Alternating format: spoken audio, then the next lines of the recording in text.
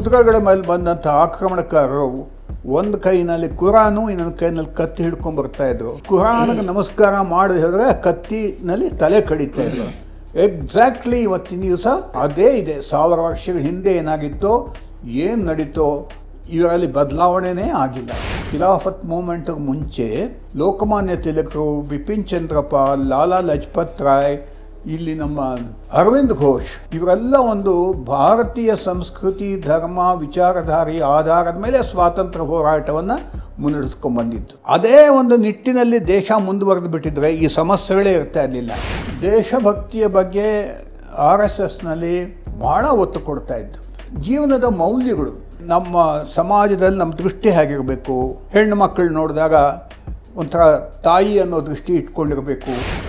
Chandrashekhar Azad was a ಸ್ವಯಂ ಸೇವಕ್ ಹೂ never attended RSS ಶಾಖಾ. An ideal ಸ್ವಯಂ ಸೇವಕ್, ಆದರ್ಶ ಅಂತ ತಮಾಷೆ ಹೇಳುತ್ತೆ. ಅಂದ್ರೆ ಆಗಿತ್ತು ಅವನು. ಶೌಕತ್ ಅಲಿ, ಮೊಹಮ್ಮದ್ ಅಲಿ ಬ್ರದರ್ಸ್ನ ಜೊತೆಯಲ್ಲಿ ತೆಗೆದುಕೊಂಡು ಖಿಲಾಫತ್ ಮೂವ್ಮೆಂಟ್ ಶುರು ಮಾಡಿಕೊಂಡ್ರು. ಖಲೀಫನಿಗೂ ನಮಗೂ ಏನು ಸಂಬಂಧ? ಸ್ವಾತಂತ್ರ್ಯ ಹೋರಾಟಕ್ಕೂ ಟರ್ಕಿನಲ್ಲಿರುವಂಥ ಖಲೀಫನಿಗೂ ನಮ್ಗೆ ಏನು ಸಂಬಂಧ?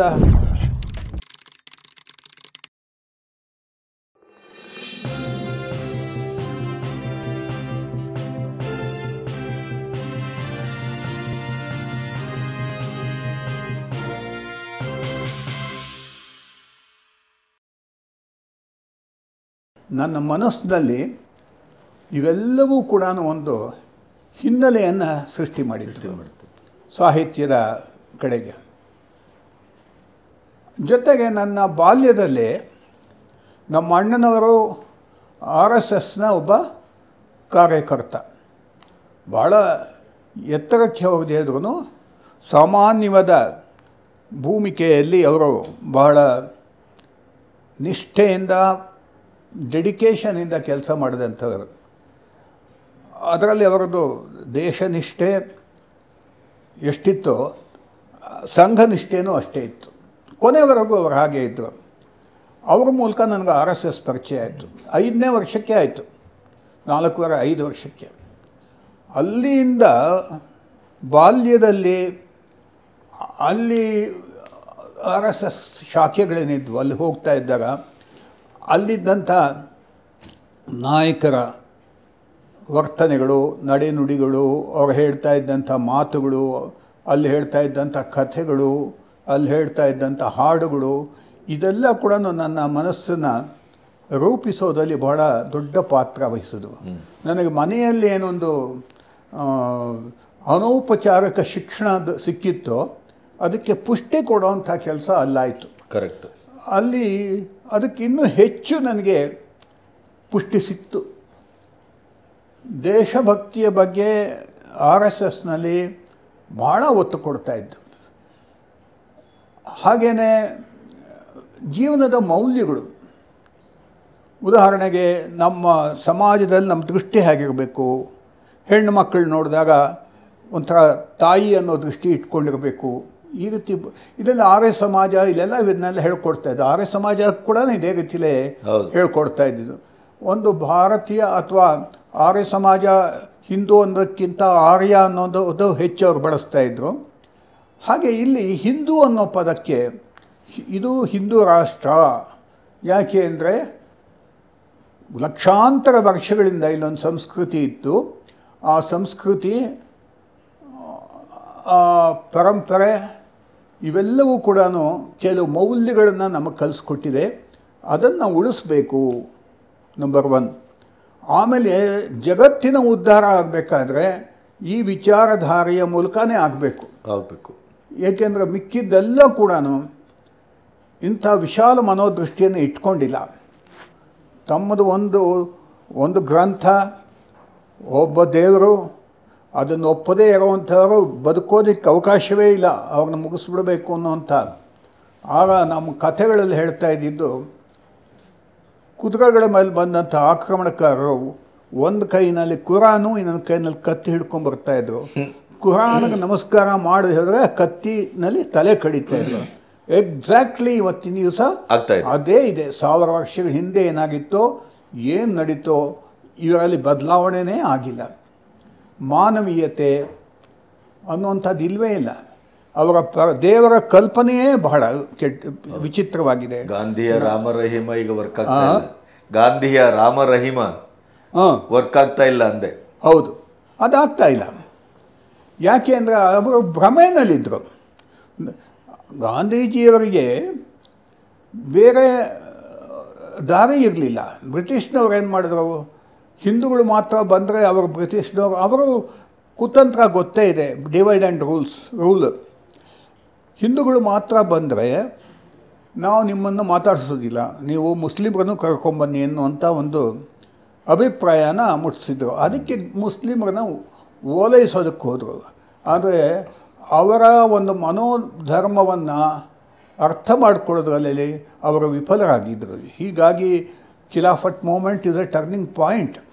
ಖಿಲಾಫತ್ ಮೂಮೆಂಟಿಗೆ ಮುಂಚೆ ಲೋಕಮಾನ್ಯ ತಿಲಕರು, ಬಿಪಿನ್ ಚಂದ್ರ ಪಾಲ್, ಲಾಲಾ ಲಜಪತ್ ರಾಯ್, ಇಲ್ಲಿ ನಮ್ಮ ಅರವಿಂದ್ ಘೋಷ್, ಇವರೆಲ್ಲ ಒಂದು ಭಾರತೀಯ ಸಂಸ್ಕೃತಿ, ಧರ್ಮ, ವಿಚಾರಧಾರೆ ಆಧಾರದ ಮೇಲೆ ಸ್ವಾತಂತ್ರ್ಯ ಹೋರಾಟವನ್ನು ಮುನ್ನಡೆಸ್ಕೊಂಡ್ಬಂದಿದ್ದು. ಸುಭಾಷ್ ಚಂದ್ರ ಬೋಸ್ ಆಮೇಲೆ ಬಂದ ಸ್ವಲ್ಪ ನಂತರ. ಗಾಂಧೀಜಿಯವರ ಪ್ರವೇಶ ಆಗೋಕ್ಕೆ ಮುಂಚೆ ಇವರೆಲ್ಲ ಇದ್ದಿದ್ದು. ಅದೇ ಒಂದು ನಿಟ್ಟಿನಲ್ಲಿ ದೇಶ ಮುಂದುವರೆದು ಬಿಟ್ಟಿದ್ರೆ ಈ ಸಮಸ್ಯೆಗಳೇ ಇರ್ತಾ ಇರಲಿಲ್ಲ. ದೇಶದಲ್ಲಿ ಆ ಒಂದು ಸಂಸ್ಕಾರ ಪಡೆದಂಥ ಜನಗಳೇ ದೇಶವನ್ನು ಆಳ್ತಾ ಇದ್ದರು.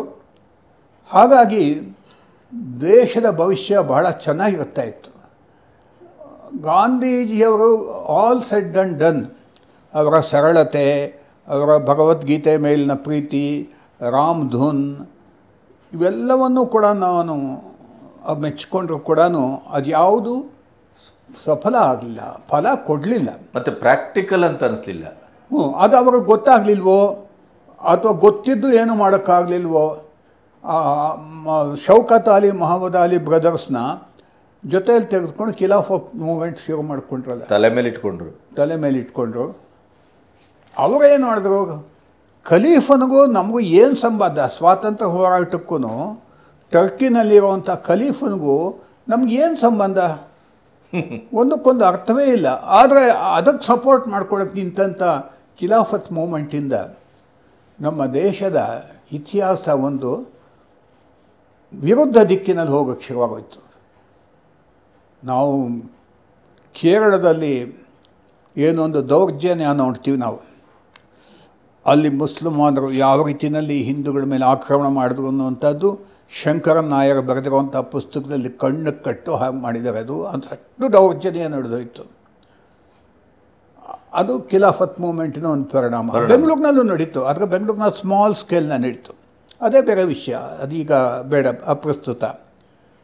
ಹೀಗೆ ಇವೆಲ್ಲ ಕೂಡ ನನ್ನ ಮನೋಧರ್ಮವನ್ನು ರೂಪಿಸುವುದರಲ್ಲಿ ಬಹಳ ಪರಿಣಾಮ ಬೀರ್ತು. RSS ಆ್ಯಕ್ಟಿವಿಟೀಸ್ನಲ್ಲಿ ನಾನು ಹೆಚ್ಚು ಇನ್ವಾಲ್ವ್ ಆಗ್ತಾ ಹೋದೆ.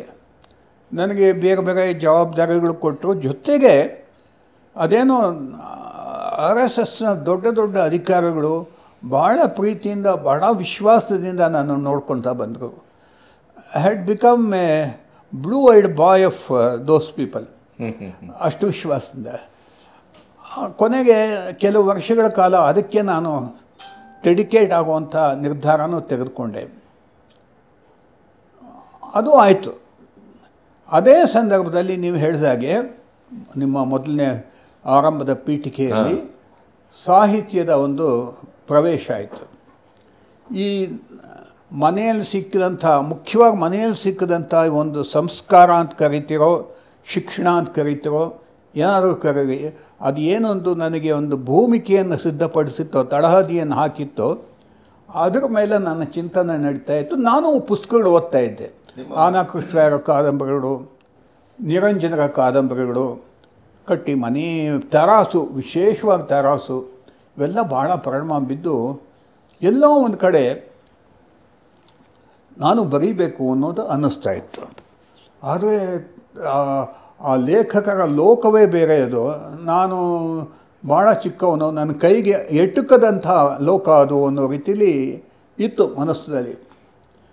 ಆಗ ಕರ್ನಾಟಕ ಸರ್ಕಾರದವರ ಒಂದು ಅನೌನ್ಸ್ಮೆಂಟ್ ಮಾಡಿದ್ರು ಮಕ್ಕಳ ಪುಸ್ತಕಗಳದ್ದು. ಮಕ್ಕಳ ಪುಸ್ತಕಗಳ ಮ್ಯಾನ್ಸ್ಕ್ರಿಪ್ಟ್ಸ್ನ ನಾವು ತೊಗೊತೀವಿ ಅಂದರೆ ಪರಿಗಣನೆಗೆ ಅಂತ. ಆಗ ನನ್ನ ಮನಸ್ಸಿನಲ್ಲಿ ಒಂದು ಈ ಸಂಸ್ಕಾರಕ್ಕೆ ಒಂದು ಪುಸ್ತಕ ರೂಪ ಕೊಡುವಂಥ ಅವಕಾಶ ಸಿಕ್ತು. ಮಿಲ್ಟ್ರಿ ತಾತ ಕತೆ ಹೇಳ್ತಾರೆ ಅನ್ನುವಂಥ ಪುಸ್ತಕ ಬರೆದೆ. ಅದರಲ್ಲಿ ಒಂದು ಕ್ಯಾರೆಕ್ಟರು ಮಿಲ್ಟ್ರಿನಲ್ಲಿ ಅಧಿಕಾರಿಯಾಗಿದ್ದಂಥವನು, ಬೆಂಗಳೂರಿನ ಸದಾಶಿವನಗರದಂಥ ಒಂದು ಪಾಶ್ ಲೊಕ್ಯಾಲಿಟಿಯಲ್ಲಿ ಮನೆ, ಹೀಗೊಂದು ಕ್ಯಾರೆಕ್ಟರು. ಆದರೆ ಅವನು ಧರ್ಮನಿಷ್ಠ, ಪೂಜೆ ಪುನಸ್ಕಾರ ಇದರಲ್ಲೆಲ್ಲ ನಂಬಿಕೆ ಇದ್ದಂಥ ಅಧಿಕಾರಿ. ಅವನು ಯೋಚನೆ ಮಾಡ್ತಾನೆ, ಇಂಗ್ಲೆಂಡ್ಗೆ ಹೋದಾಗ ಅಲ್ಲಿ ವೆಸ್ಟ್ ಮಿನಿಸ್ಟರ್ ಅಬ್ಬೆ, ಶೇಕ್ಸ್ಪಿಯರನ ಮನೆ ಅಥವಾ ಥಿಯೇಟರು ಇವೆಲ್ಲ ನೋಡಿದಾಗ ಅಲ್ಲಿಗೆ ಮಕ್ಕಳನ್ನ ಸ್ಕೂಲ್ಗಳಿಂದ ಕರ್ಕೊಂಡು ಹೋಗ್ತಾ ಇರೋದು ನೋಡ್ತಾನೆ. ವೆಸ್ಟ್ ಮಿನಿಸ್ಟರ್ ಅಬ್ಬೆನಲ್ಲಿ ಅಲ್ಲಿ ಐತಿಹಾಸಿಕ ಕೆಲವು ದೃಶ್ಯಗಳನ್ನೆಲ್ಲ ಅಲ್ಲಿ ಇಟ್ಟಿರ್ತಾರೆ. ಅವೆಲ್ಲ ನೋಡಿದಾಗ ಅವನಿಗೆ ನಮ್ಮ ಮಕ್ಕಳಿಗೆ ನಮ್ಮ ಒಂದು ಪರಂಪರೆಯಾಗಲಿ ನಮ್ಮ ಒಂದು ವೀರರ ವಿಷಯವಾಗಲಿ ಗೊತ್ತೇ ಇಲ್ಲ ಅಂತ ಅವನ ಮನಸ್ಸು ಚಿಂತೆ ಬಂದಾಗ ಒಂದು ರಜೆಯಲ್ಲಿ ಅವನು ಮಕ್ಕಳನ್ನ ಅಕ್ಕಪಕ್ಕದ ಮನೆ ಒಂದು 8 ಜನ ಮಕ್ಕಳನ್ನ ಕಾರ್ನಲ್ಲಿ ಕೂಡಿಸ್ಕೊಂಡು ಸಂಗೊಳ್ಳಿ ರಾಯಣ್ಣನ ಸಮಾಧಿ ತೋರಿಸ್ಬೇಕು ಅಂತ ಕರ್ಕೊಂಡು ಹೋಗ್ತಾನೆ. ಆ ದಿವೇ ದಕ್ಷಿಣ ಭಾರತದ 4 ಸ್ವಾತಂತ್ರ್ಯ ಯೋಧರ ಕತೆ ಹೇಳ್ತೀನಿ.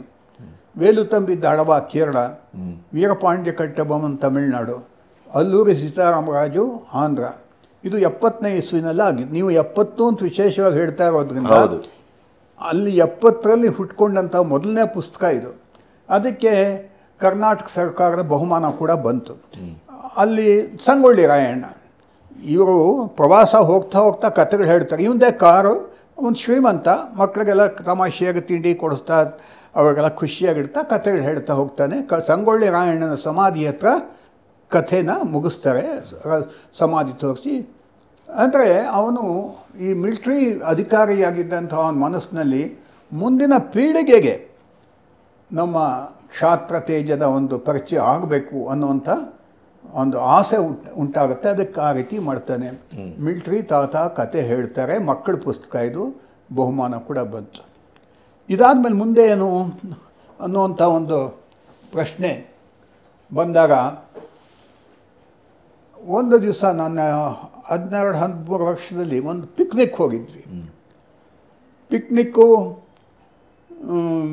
ಎಲ್ಲ ನಾವು ಮಲೇಷ್ಯಾದಲ್ಲಿ ಇದ್ದಿದ್ದು ವಸಂತಪುರದ ಹತ್ರನೇ ಎಲ್ಲೋ ಇತ್ತು ಪಿಕ್ನಿಕ್. ಅಲ್ಲಿಂದ ವಾಪಸ್ ಬರುವಾಗ ನಮ್ಮ ಜೊತೆಲಿ ಒಬ್ಬ ಕಾಲೇಜ್ ವಿದ್ಯಾರ್ಥಿ ಅವನೊಂದು ಕತೆ ಹೇಳಿದ್ದ. ಅದು ಭಗತ್ ಸಿಂಗನ ಕತೆ. ಭಗತ್ ಸಿಂಗು, ಚಂದ್ರಶೇಖರ್ ಆಜಾದು, ರಾಜ್ಗುರು, ಸಿಕ್ಕದವರೆಲ್ಲ ಸ್ಯಾಂಡರ್ಸ್ನ ಹತ್ಯೆ ಮಾಡಿದಂಥ ಒಂದು ಘಟನೆ ಹೇಳ್ದ. ಅದು 12-13 ವರ್ಷ ಬಹಳ ಆಳವಾಗಿ ನನ್ನ ಮನಸ್ಸಿನ ಮೇಲೆ ಪರಿಣಾಮ ಬೀರುತ್ತು. ಮನಸ್ಸಿನಲ್ಲಿ ಕೆಲಸ ಮಾಡ್ತಾಯಿತ್ತು. ಆಗ ನಾನು ಕಾಲೇಜ್ ಬರೋವಂಥ ಸಮಯಕ್ಕೆ ಟಾಟಾ ಇನ್ಸ್ಟಿಟ್ಯೂಟ್ನ ಒಬ್ಬರು ವಿದ್ಯಾರ್ಥಿ ನನಗೆ ಕ್ಲೋಸ್ ಆಗಿದ್ದರು. ಅವರು ಉತ್ತರ ಪ್ರದೇಶದಿಂದ ಬಂದಿದ್ದರು, ಕಾನ್ಪುರದಿಂದ. ನನಗೆ ಈ ಕ್ರಾಂತಿಕಾರಿಗಳ ಬಗ್ಗೆ ಕುತೂಹಲ ಹೆಚ್ಚಾಗಿತ್ತು, ಭಗತ್ ಸಿಂಗ್, ಚಂದ್ರಶೇಖರ್ ಆಜಾದ್ ಇವ್ರ ಬಗ್ಗೆ. ಅವರೇ ಹೇಳಿದೆ ನನಗೆ ಕೆಲವು ಪುಸ್ತಕ ತಂದುಕೊಡಿ ಅಂತ. ಸ್ವಲ್ಪ ಹಿಂದಿ ಬರ್ತಾಯಿತ್ತು ಅಷ್ಟೊತ್ತಿಗಾಗಲೇ. ಅವರು ಅಲ್ಲಿಂದ ಒಂದು 4 ಪುಸ್ತಕಗಳು ತಂದುಕೊಟ್ರು. ಅದರಲ್ಲಿ ಯಶ್ ಕಿ ಧರೋಹರ್ ಅನ್ನುವಂಥ ಒಂದು ಪುಸ್ತಕ. ಅದು ಭಗವಾನ್ ದಾಸ್ ಮಹೋರ್ ಅಂತ ಚಂದ್ರಶೇಖರ್ ಆಜಾದ್ನ ಬಲಗೈ ಬಂಟ, ಆತ ಬರೆದಂಥ ಆತನ ಜೀವನದ ನೆನಪುಗಳು, ಅಂದರೆ ಕ್ರಾಂತಿಕಾರಿ ಜೀವನದ ನೆನಪುಗಳು. ಅದನ್ನು ನಾನು ಓದಿದ ಮೇಲೆ ನನಗೆ ಭಾಳ ಎಕ್ಸೈಟ್ಮೆಂಟ್ ಆಯಿತು, ರೋಮಾಂಚನ ಆಯಿತು. ಈ ಮನುಷ್ಯನ ಆಜಾದನ, ಚಂದ್ರಶೇಖರನ, ಅವನ ಜೀವನ ಎಷ್ಟು ಅದ್ಭುತವಾಗಿದೆ ಅಂತ ಅನ್ನಿಸ್ತು. ಜೊತೆಗೆ ನಾನು RSSನಲ್ಲಿ ಇದ್ದಿದ್ದರಿಂದ ಅವನು ಯಾವತ್ತೂ RSS ಮುಖ ನೋಡಿರಲಿಲ್ಲ ಚಂದ್ರಶೇಖರ್ ಆಜಾದ್, ಅವನಿಗೂ ಅದಕ್ಕೆ ಸಂಬಂಧ ಇಲ್ಲ. But all the qualities which are taught in RSS ಶಾಖ, ಹೇಗಿರಬೇಕು ಒಬ್ಬ ಸಾಮಾಜಿಕವಾದಂಥ ಕಾರ್ಯಕರ್ತ, ಅವರು ಹಾಗಿದ್ರು. ಅದನ್ನು ನಾನು ತಮಾಷೆಗೆಲ್ಲ ಹೇಳ್ತೇನೆ. ಚಂದ್ರಶೇಖರ್ ಆಜಾದ್ ವಾಸ್ ಅ ಸ್ವಯಂ ಸೇವಕ್ ಹೂ ನೆವರ್ ಅಟೆಂಡೆಡ್ RSS ಶಾಖ, ಆ್ಯನ್ ಐಡಿಯಲ್ ಸ್ವಯಂ ಸೇವಕ್, ಆದರ್ಶ ಅಂತ ತಮಾಷೆ ಹೇಳುತ್ತೆ ಅಂದ್ ಆಗಿತ್ತು ಅವನನ್ನು.